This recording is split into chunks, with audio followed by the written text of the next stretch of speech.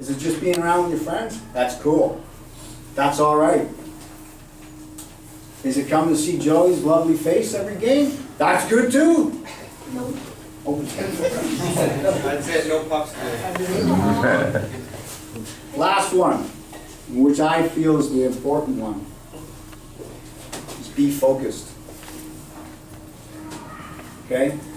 I know again at your age, 12-year-olds, focus is tough. I've been there. I barely remember it, but I've been there. The focus is tough. And you just have to try real hard. Okay? Now, any questions before I finish off? Because Joey says you had some questions. Lots of questions. Who wants to go first? Okay. Nope, just pick one. Okay. How do you motivate yourself and your teammates when you are down, like in the game? Well, we talked about that. That's a good question. We talked about that. Do you remember? Yeah. Okay. What did I say? Like, just keep on saying like, you could do it. Like, Be positive. Be positive. Don't get down on yourself or your teammates. What do you do before a game, like at your house? Like, Me? yeah. Or you? Yeah, What could you do? Yeah, what could I do? Be prepared. Make sure everything's in the bag, first of all. Preparation. Okay, don't come to the rink and say, run up to the lobby, hey Dad, I forgot my skates. Don't do that. It happens, yes, I know it happens. And don't blame, well, Mom didn't pack them. Have we heard all these things? Hey. Yeah, I know. And then my guy doesn't even play hockey, so. But I've been around. So be prepared. First thing you do at home. Know the time that you're going to play. Wake up in the morning, I got a game at Saturday morning. I got a game this afternoon at 2:30. Start thinking about that game from there, man. Okay? Go ahead. In your opinion, is it harder to prepare mentally or physically? Good question. Rule of thumb, if you want to call that a saying, is practice time. Say you're having practice today. You're going to be physically involved in it 90%. Okay? And 10% is going to be between the ears, on the mental side. But in the game situation, you reverse it. You're still, yes, physically involved in the game, but you've got to remember your shifts are limited to a certain extent. Touching the puck's limited. So your brain is more prepared, has to be more prepared and more involved in the game. Okay? So you're up to 90%.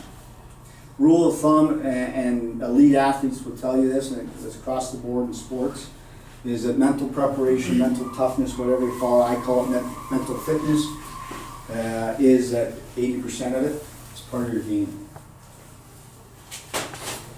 And I call mental fitness because you work out physically and you do dry land push-ups. I hear some guys are really good push-up guys now. But you work out physically. Why don't we work out with this part? We should.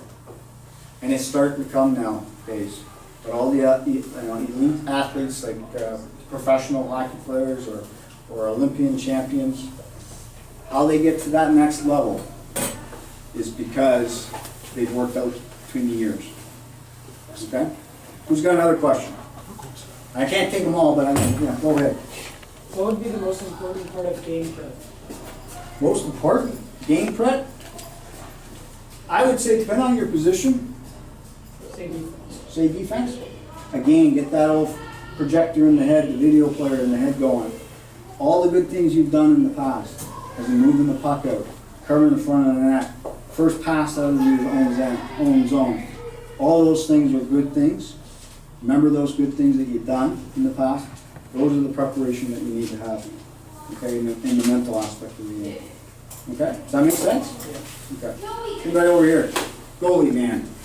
How do you stay focused with bad reps? How do you stay focused with bad rep? Bite your tongue. To a certain extent, I'm going to throw that half of that question onto the coaches, because if they're that Everything falls down from the top. Okay, so who's the top guy? Coach, right? Knowing Joe, he's probably pretty cool behind the bench. He doesn't get too hot-headed. Well, yeah. No questions? In spring hockey, yeah. Okay. What I'm saying is the coach has to be in control. If he sees lousy roughing or feels there's lousy roughing and he gets upset about it, guess what you guys are going to feed off? Okay, you're going to feed off of him and you're going to get upset. I know I've seen players get upset and don't even know why they're getting upset, just because the coach is upset. And that's kind of strange, but it's true. So, but as yourself, you have to see, if you see bad roughing, you're going to say, hey, first of all, they're human. Okay? They make mistakes, just like you. Okay? So that's the top thing. Remember that. They make mistakes. Let's give them the benefit of the doubt. If they continue to make mistakes, you're going to have to just persevere through it and play your game, because they're not going to, you don't have control over them. What do you have control over? What you do. That's all you can do. Okay? Gotta remember that. That's a good question. Anybody else? One more. Come on. You got one? What should you eat before a game? What should you eat before a game? Don't ask me, man. I was a guy that sat there with a bucket of popcorn. And I knew guys that, I can't remember, somebody had hot dogs on Georgetown. Yeah, he ate hot dogs. Unbelievable. They're all weird. What should you eat? You should build yourself up. Again, I'm not the fitness trainer kind of guy, but you should build yourself up with, first of all, a lot of liquids. Okay? You can eat some pasta prior. Stay away from any heavy foods. Okay? The old when I played, we weren't gonna have my steak dinner before. That was the thing to have. That was dumb. Now pasta's probably the best, but a lot of liquids. Yeah. All right. Parents, do you have any questions? No? Yes, sir. How do you keep track of getting better? Like we talk about winning, but how about getting better? As a team or as an individual? Both. Both? Okay. As an individual, as a player and an individual, you need to set some goals at the beginning of the season. Goals as in, am I going to, it could be from, plus minus, those type of things, or to, not so much how many goals or assists in that, but the progression of feeling more comfortable within themselves, as in going after a puck into a corner, being a little bit more aggressive, but clean wise. Those type of goals are good to set. Nothing wrong with setting goals as in how many points I'm going to get, so forth. I like how many assists I'm going to get. That means you're setting up somebody and your teammates, right? As a team itself to set up goals, and I know Joey's told me that he's done team goals, which is great. And I used to do it as breakdown when I coached. I broke my goals for the team down to actually every 5 games. We used 5 game segments. And we used to do how many shots we took or how many shots we gave up. We worked on how many, obviously, power plays and penalty kills and so forth, percentages. Those are how you can judge if you're going to get better, obviously. But as an individual, it's really is, what do you want to accomplish in the season as an individual? This age, to me, it's sure they want to win, but they also want to have fun. And then that, personally, that should be probably the top thing. As in the ability to improve as a player, skating, or maybe he's not the greatest turning left. Well, let's work on that over the season and see how we are by Christmas, or by whatever. Those are the things that that's how I used to do it. Yeah. Anybody else? I got a story. You guys okay with the story? Then you're gonna go off to practice. Okay? You like stories? Yes. Is it about Joey? No. No, I don't remember. This is a story about, it's a king. It's an old king, he was about 90 years old, and he was on his deathbed, okay? He was dying, and he had a family of I'm gonna make it 15, since there's 15 of you in here, as a team. He had 15 children, and he ordered his oldest child to come to his bedside. And he came, the oldest one that did as he was told, came to his bedside. The old man, or the king, said, "Son, I want you to do one more thing for me before I pass away. You have 14 other siblings out there. And over the years, you fought against each other. You disagreed about certain things, how we raised you. You disrespected each other. But there's one thing I want you to do before I die."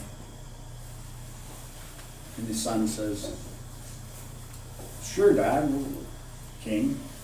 What is it?" The king goes, "I want you to gather all your siblings together, bring them here to my side of my bed." All right, picturing this so far? I also want you to bring, each of you to bring one stick. One stick, each. And the son's kind of going, "Oh, he's losing it now, man. You know, the king's on his deathbed, he's going down real quick. But yes, Father, I will do all this." So he gathers his siblings together. There's 15 of them. They all come marching in through the door, holding their sticks, carrying their sticks. And the king smiles. He sees all of them standing around his bed. He smiles. It's his oldest son. "Break your stick." So he's, "Break it." He says, "Okay." So, snap. He breaks the stick. Then he says to the oldest son, "Now, all of you, gather your sticks together." He gathers them together, points to another son who's a mill worker, who's huge, he's a big guy, muscles bulging out of him. He says, "Grab the sticks and break them." So he grabbed the other 14 sticks and he squeezed.